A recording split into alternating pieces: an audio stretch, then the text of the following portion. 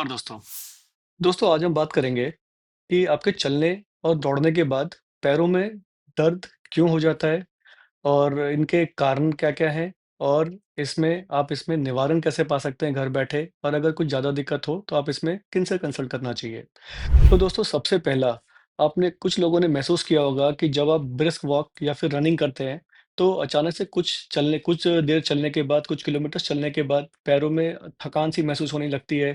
फिर चलते-चलते एक स्टेज आता है जब आपको लगता है अब आप एक कदम भी नहीं चल पाएँगे। तो दोस्तों ये जो चलते-चलते पैरों में थकान और पैरों में दर्द होना शुरू होता है, इसके कई सारे कारण हैं। तो ऐसा नहीं है कि बहुत बड़ी बीमारी है ये, लेकिन आपको इसका एक कारण जान के इसका निवारण कर सकते हो।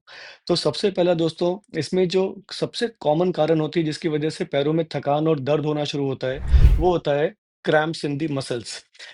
क्रैम्प्स इन दी मसल्स का मतलब ये होता है कि एक स्टेज के बाद आपके एक मसल्स को कॉन्स्टेंटली काम कराते जा रहे हो, इसके बाद क्या होता है कि उसमें एक लचीलापन कम हो जाता है एंड वो अपने आप एक कॉन्ट्रैक्चर वाली स्टेट में जानी शुरू हो जाती है, जिसे हम मसल क्रैम्प बोलते हैं।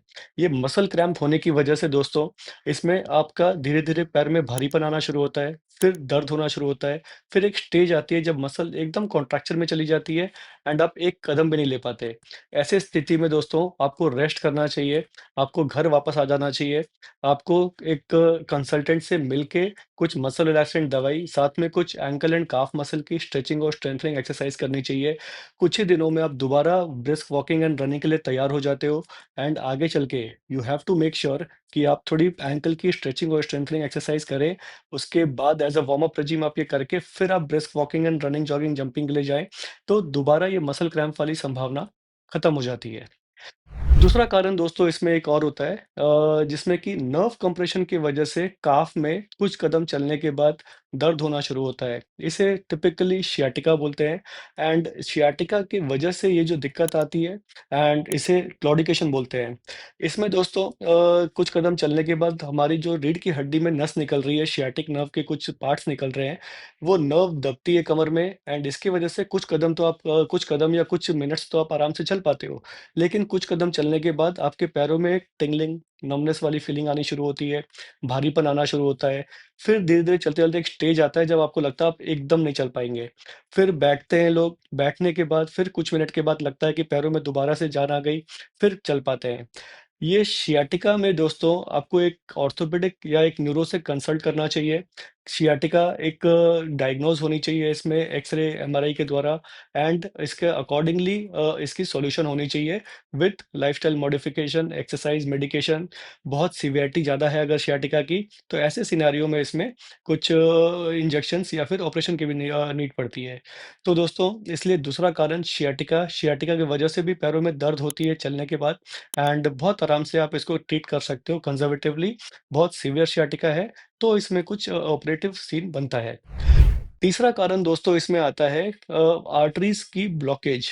इसमें भी क्लॉडिकेशन वाले फीचर्स बहुत कॉमनली आते हैं कि आप कुछ कदम चलो, उसके बाद आपकी पैरों की ब्लड सप्लाई थोड़ी कम रहती है क्योंकि एक आर्टरीज़ में जब ब्लॉकेज हो गया, तो चलने के बाद आर्टरीज़ हमारी मांसपेशियों को ज़्यादा ब्लड सप्लाई चाहिए, लेकिन ब्लॉकेज की वजह से वहाँ ब्लड सप्लाई पहुँच ही नहीं पा रही। तो जितनी उसे नीड है हमारी मांसपेशियों को जितनी नीड है न्यूट्रिशन की एंड ऑक्सीजन की, वो पहुँच नहीं पा रही।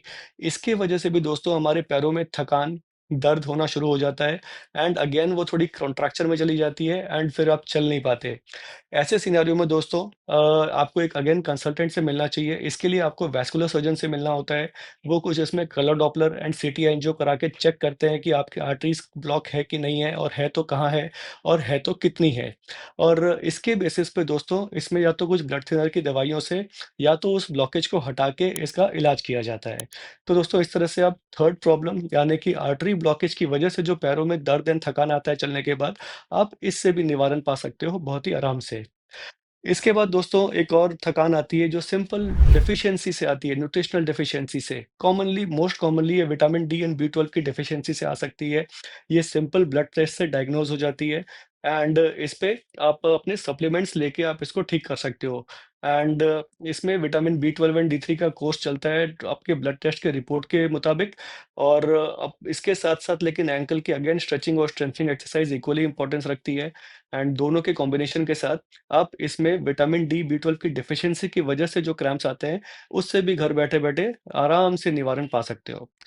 इसके बाद दोस्तों 5वाँ कारण कंपार्टमेंट सिंड्रोम। कंपार्टमेंट सिंड्रोम थोड़ी अनकॉमन है, लेकिन ये बहुत कॉमनली एथलीट्स में मिलती है कि वो जब चलते हैं, दौड़ते हैं, भागते हैं, तो उनके पैरों की जो कंपार्टमेंट है, ये थोड़ी टाइट रहती है। टाइट रहने की वजह से इसमें जो बेसिकली प्ले होता है, जो मांसपेशियों को जगह चाहिए होती है फैलने के लिए और सिकुड़ने के लिए, वो जगह कम रहती है। इसकी वजह से अंदर मांसपेशियों के बीच में सूजन आ जाती है। सूजन आने की वजह से मांसपेशियाँ काम नहीं कर पाती हैं एंड कुछ देर चलने के बाद, दौड़ने के बाद पैर एकदम भारी-भारी हो जाता है, दर्द हो जाता है। इसमें छूने पे भी पता चलता है कि आपकी काफ मसल बहुत ज़्यादा हार्ड हो गई है एंड आप उसको दबा रहे हो तो दर्द हो रहा है। कंपार्टमेंट सिंड्रोम में भी दोस्तों आपको एक स्पेशलिस्ट से मिलना चाहिए। मिलने के बाद ये डायग्नोज़ होनी चाहिए अकॉर्डिंगली एंड इसके निजात कुछ medicine, muscle relaxant, anti inflammatory and exercises से बहुत आराम से हो जाती है। तो दोस्तों इस तरह से पैरों में चलने और दौड़ने के बाद दर्द होना इन कुछ कारणों से बहुत कॉमनली होती है एंड इसका बहुत आराम से इलाज हो जाता है, तो इसमें घबराने की बिल्कुल भी बात नहीं होती। आप स्पेशलिस्ट से कंसल्ट करके इन कारणों को आप रूल आउट कराएं एंड इस बीमारी से, इस दिक्कत से निजात पाएं। धन्यवाद दोस्तों। Do like, share and subscribe and press the bell icon. Thank you.